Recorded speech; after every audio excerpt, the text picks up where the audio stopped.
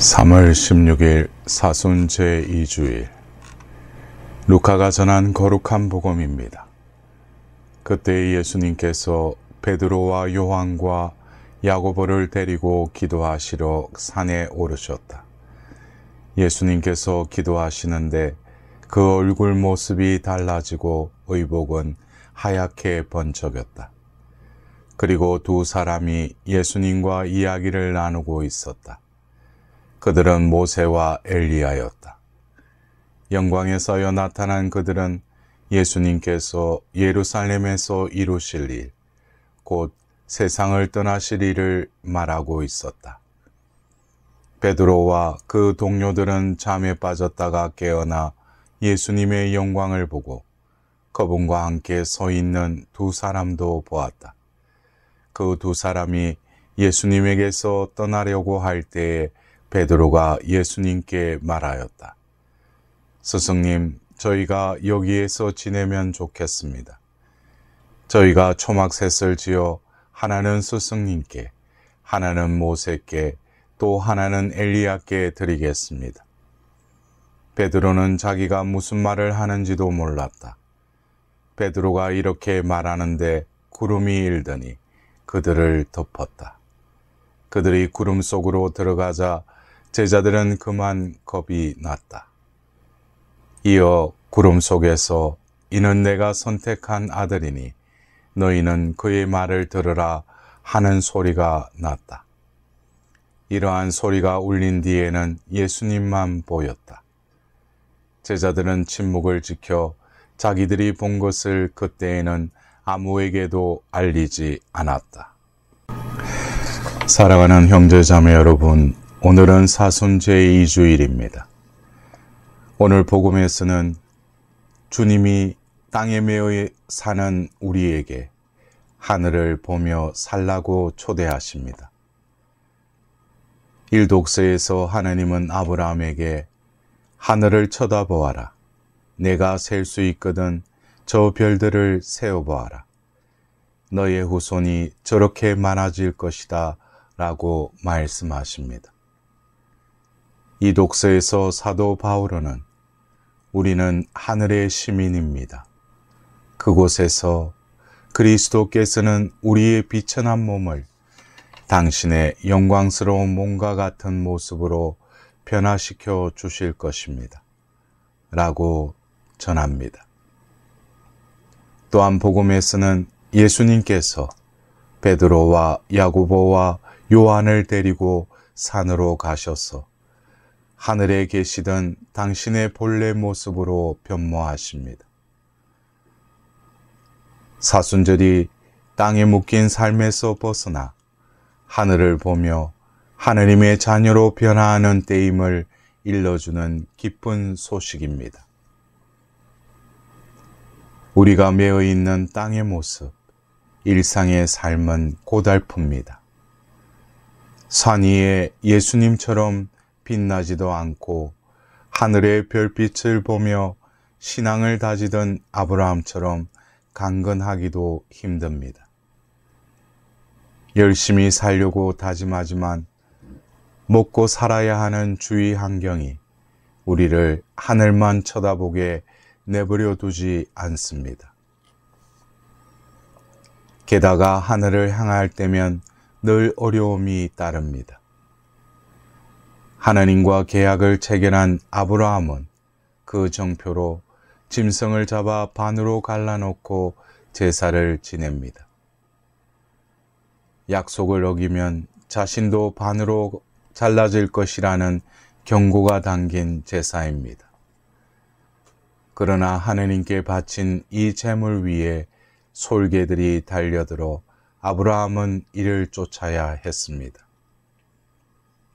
그러자 아브라함은 위로 깊은 잠이 쏟아지는데 공포와 짙은 암흑이 그를 휩쌌다고 합니다. 이 독서에서 바오로 사도는 하늘의 시민으로 살려는 우리 주위에 이 세상 것만 생각하는 십자가의 원수들이 많은데 자기네 배를 하나님으로 여기는 그들의 끝은 멸망입니다. 라고 경고합니다. 하늘을 향하는 삶, 믿음의 삶에는 방해물이 끼어든다는 것을 암시하는 말씀들입니다. 하나님께 바친 제물에 달려들던 솔개처럼 믿음을 어지럽히는 방해물이 득실되고 깊은 장과 암흑이 쏟아지는 땅에서 제 뱃속만 채우려는 십자가의 원수들이 사방에 퍼져 있는 오늘날, 어떻게 하늘을 보고 어떻게 우리도 예수님처럼 변모되어 하늘의 시민이 될 수 있을까요? 오늘 복음에서 그 답을 찾아봅시다. 먼저 예수님과 함께 있어야 합니다. 베드로와 야고보와 요한은 예수님과 함께 있었기 때문에 예수님의 변모를 봅니다. 아침에 눈을 뜨며 밤에 잠자리에 들 때까지 잠든 후에도 예수님과 함께 있으려고 했을 때 예수님은 당신의 본 모습을 일터에서 이웃들 가운데에서 드러내 보여주십니다. 거룩한 변모가에 앞서 예수님께서 제자들과 함께 산에 오르시어 기도하셨습니다. 성경에서는 호렙산, 시나이산, 타볼산, 올리브동산, 골고다타 산 등 산은 한결같이 하나님을 만나는 곳으로 상징됩니다. 우리도 산으로 가야 합니다. 복잡한 일상에서 피해 주님께서 계신 곳, 고요한 곳으로 마음을 더 높여 기도할 때 주님께서는 당신 모습을 보여주십니다. 산 위에서 예수님의 변모 때 이는 내가 선택한 아들이니 너희는 그의 말을 들으라 하시는 말씀이 들려왔습니다. 우리가 살고 있는 땅에서는 들을 것이 너무 많습니다. 하루 종일 소음 속에서 허덕입니다. 소음을 피하려고 이어폰을 끼고 다닙니다. 그러니 예수님의 음성이 우리 귀에 들리기 힘듭니다. 소음을 피해 주님의 말씀을 듣고 내면에서 말씀하시는 예수님을 만나고 이웃의 어려움 속에서 예수님의 목소리를 들을 때 우리 역시 예수님처럼 변모될 것입니다. 끝으로 변모의 순간에 예수님께서 모세와 엘리야를 만나서 나눈 대화 내용을 주목해 봅시다. 성경은 그들은 예수님께서 세상을 떠나실 일을 말하고 있었다라고 전하고 있습니다.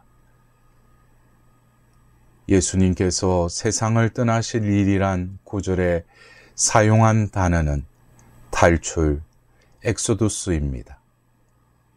이 단어는 유대인이 이집트의 노예살이에서 벗어난 사건에 쓰인 단어입니다. 예수님께서 세상을 떠나시는 죽음은 끝이 아니라 노예살이에서 해방되는 탈출이라는 의미입니다. 예수님께서 세상을 떠나심은 새로운 탈출, 즉 죽음을 거쳐 부활에 이르는 파스카의 여정이라는 말씀입니다. 예수님께서 앞서가신 탈출의 여정은 또한 신앙인이 걷는 구원의 여정입니다. 노예살이에서 이집트 탈출이 아주 먼 예표이었고 타볼산의 변모가 가까운 예표였듯이 죽어야 부활하는 파스카의 신비가 구원의 길로 우리에게 제시됩니다. 우리가 이 땅의 종살이에서 탈출하여 하늘의 시민이 되는 길은 탈출, 곧 죽음과 부활을 통하여 가는 길입니다. 주님께서 앞서가신 파스카의 길이 우리가 따라가야 할 탈출할 통로요 변모의 길입니다. 사랑하는 형제자매 여러분, 우리도 탈출해야 합니다. 자기 이익, 자기 가족만 생각하는 이기적 자해에서 탈출해야 곧 죽어야 합니다. 내 한 몸 편하자고 남 생각 못하는 편견에서 탈출해야 합니다. 우리 모두 탈출합시다. 세상 일에만 온 마음을 쓰게 하는 이 무거운 삶의 멍에로부터 제 배속만 챙기려는 땅 위의 악의 다툼에서 탈출합시다. 재물에 달려들던 솔개처럼 자신을 향한 이 질긴 집착에서 떠납시다. 당신의 말씀을 들음으로 건너가는 길, 당신이 가신 길을 통하여 건너가는 해방의 길, 일상의 죽음으로 부활에 이르는 파스카의 길로 떠납시다.